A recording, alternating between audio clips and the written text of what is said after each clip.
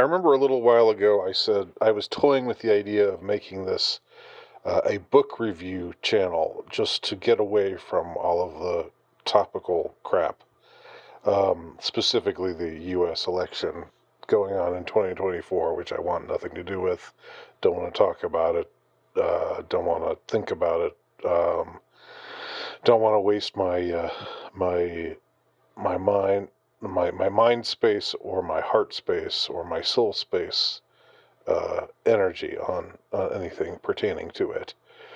Uh, so I toyed with the idea of making this a book review channel, and I remember thinking to myself, that's gonna that's gonna pretty much. I already don't have that many subscribers. I already don't have that many views. That's gonna scare away the few people who do come around.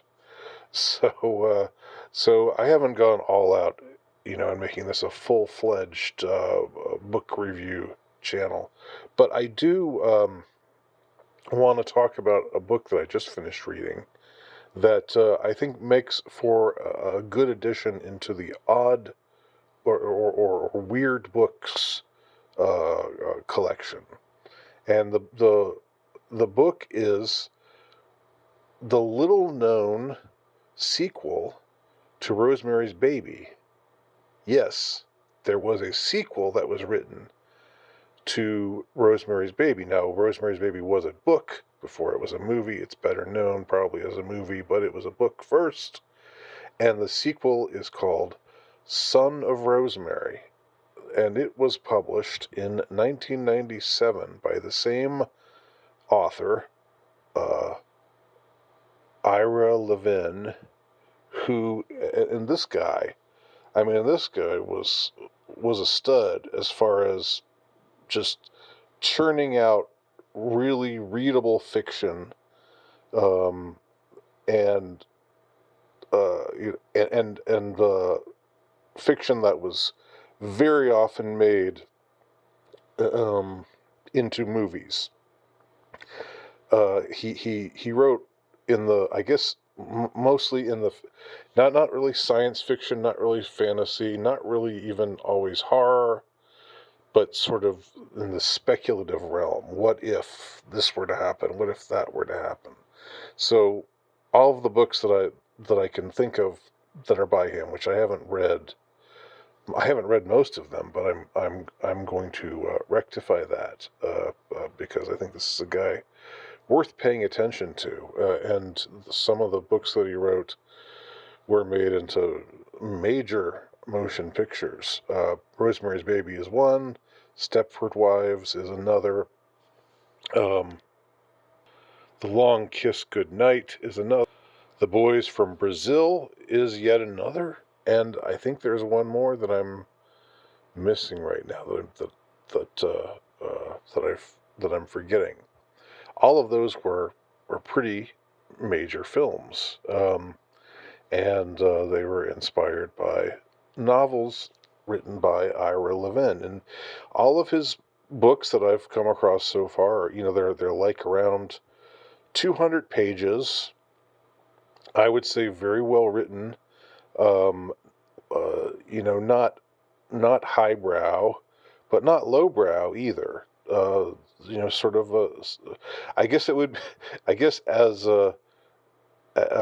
literacy has declined, maybe they would be closer to highbrow reading today. But at the time in which they were written, when people still read and people still knew how to use grammar and spell and do other such things. In other words, when the public was more literate, generally speaking, then these kinds of books would be, I guess, very strictly middlebrow. And yeah, a lot of them were kind of lurid and so forth, some of the premises, stretched credulity a tad, but never enough to the point where it became uncompelling or lacked entertainment value, or lacked a that packed a significant punch. I'll put it that way for the reader. So yeah, it's definitely this guy is definitely worth looking into, I think, as an author. Now, what we have with Son of Rosemary is, I think, an attempt that was made to maybe revive uh, his uh, his literary career a bit, maybe get him, uh, maybe get people in Hollywood excited to make a sequel to Rosemary's Baby. Um, Here, let me give some context for this and why I think this qualifies as an odd book. What makes it so fascinating? So the book was published in 1997. It's set in 1999. So it was written at a time when the year 2000 was looming, and I've talked about how 2024 is like this year that I was dreading and a lot of people were dreading. Well, a year that way back when some people were dreading. I never really got into never really got on this kick myself. I always just sort of thought, eh. But then again, I wasn't really as into occult stuff and disaster scenarios, taking those kinds of things seriously. I was younger and much more carefree. Um, but in the years leading up to the year 2000, there was this whole Y2K fanaticism. There were people who thought this signified the end of the world, and also people who thought that once the calendar rolled over, computers would not be able to when it went to 00, like computer systems would malfunction and everything would go haywire, and there would be chaos, and there were all kinds of there was Y2K preparedness and so forth. That was everywhere to be seen and to be heard, and it was also a little bit like 2000 is also a little bit like 2012, it was supposed to be the end of the Mayan calendar, uh, signifying the end of the world. A lot of people thought that the world would end in December 2012, and maybe it did. Maybe it did end, and what happened afterwards is just all the weird stuff that's taken place over the past decade or so. I'm sort of amenable to that interpretation of things, but with the year 2000, it was just like, whoa, it's the end of the century, it's the end of the millennium. It's not going to be the 80s or the 90s anymore. It's going to be the double zeros. What are we going to call this decade? Of course, later they were called the aughts, but it was like a whole new phenomenon, a whole new ball game. And So this book was written with the idea of of the year 2000 being perhaps a year of some kind of dreadful apocalypse. Now, this like you got to give Ira some credit here. He did not go the easy route with this sequel. He did not do he did not take the predictable route with this sequel. Y'all might remember that Rosemary's Baby ends with Rosemary knowing that she has given birth to the devil's child, but growing to love the child and deciding that she's going to stay and care for the child and try to act as a buffer between this child that was birthed by Satan, that where she was impregnated by in a ceremony by Satan, but she was going to try to protect the child from the coven and their evil influence, and try to do the best she could to raise the child well. And the child was deemed to be to have the name of Adrian, because of some convoluted reason. The coven was important to the coven. I can't remember exactly why that was now, but Rosemary defiantly said, "No, his name is Andy. We're going to call him Andy." And I remember thinking, "Whoa, whoa, that's me. That's my name." Um, and I was born a little bit later than Rosemary's Baby was, but still. Anyway, so what we have as the premise for the new book, for the sequel, is it's 1997, and Rosemary has been in a coma for the last 27 years. She she ended up divorcing her no good, opportunistic husband, who basically gave her up to to this coven, to be impregnated by the devil in order to so that he could have a fame and fortune, for himself.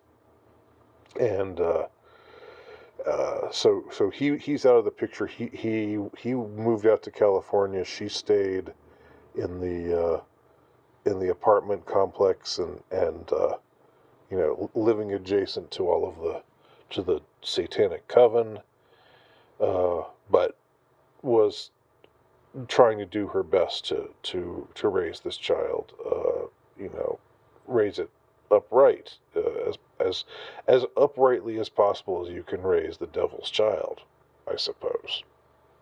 But then she suddenly lapses into a coma, and we're given to think that it was the coven that did this because they wanted her out of the way. um, and and then she's out, uh, for reasons we find out later. They there's a reason why they don't kill her, but I'm not going to. I'm really not going to touch on that. Not really because of spoilers, but just because it becomes so weird and convoluted at the end that you just end. You just say, what? It's a pretty crazy book. It is a crazy, crazy book. So she wakes up in 1997, and she sees everybody's wearing these buttons that say "I heart Andy." I heart Andy. Everybody's got an "I heart Andy" button. Um, the nurse that greets her as she awakens in the hospital is wearing a button that says "I heart Andy," and the doctor has a button that says "I heart Andy," and everybody hearts Andy. And Rosemary, this is kind of a clever thing. Rosemary's first thing to say is, "I does that mean I love my child's name is Andy? Does that mean I love Andy?" Because in the early 70s, it was before they started saying heart, substituting heart for love, on buttons and stuff. It wasn't until, I guess, the latter part of the 70s that they started doing that, using that kind of shorthand. And so she finds out that, of course, this Andy is her son, and her son is this guru, this celebrity, this sort of influencer, I guess you could call him. But he's somebody who is well known and who's loved by just about everybody, and who has this great personality, and he's bringing people together. He's making the world a less contentious place. He talks to Democrats, he talks to Republicans, he talks to people who talks to Christians and to Muslims and to Jews and to Hindus and and all kinds of people, and Buddhists, and whatever. He's he's just somebody who has this uncanny ability uh, bring people together, and they all, and so he's essentially, in his way, making the world a better place by lowering the temperature of things. That's the way it's put a couple of times. And I thought, to me, that was like, wow, this is like, this was thought to be topical in the late 90s, when things were thought to be contentious in America. And they were, but nothing like now. Holy cow. Nothing like now. But I remember in the 90s thinking, yeah, we're pretty divided. This is a pretty divided country. Um, and, there was all this gloom and doom about especially after the 2000 election, and you know, all of the bitterness that followed that. And that was like, that seemed like a really harsh, contentious moment that separated. We first started hearing about blue state and red state America. Um, but again, that was nothing compared to now.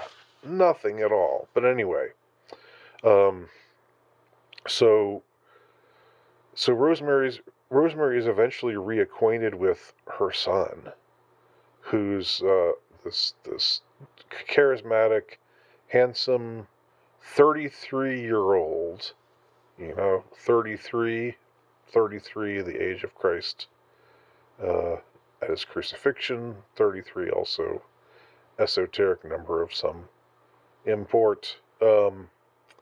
And he's got this whole organization called Children of God, or CG, and they're sort of, he's just sort of everywhere, talking to everybody, um, and nobody really even questions, who is this guy, uh, and because he's got everybody under his spell. Um, and he tells Rosemary that he's not really satanic, that he decided to rebel against his father in hell, the creature who birthed him, the creature who impregnated Rosemary in this ceremony. Um, he tells her that no, he's turned his back on all that, and he's only interested in trying to make the world a better place. But he's also very slick, and very charismatic, and the reader doesn't trust him, and the reader shouldn't trust him, and Rosemary grows distrustful of him as well. So there's also some weird incest stuff. There's some, this uh, Andy, that Rosemary's son, seems to have the hots for his mom. And yeah, they go there. Because I don't remember, because she's the only one who can really understand him.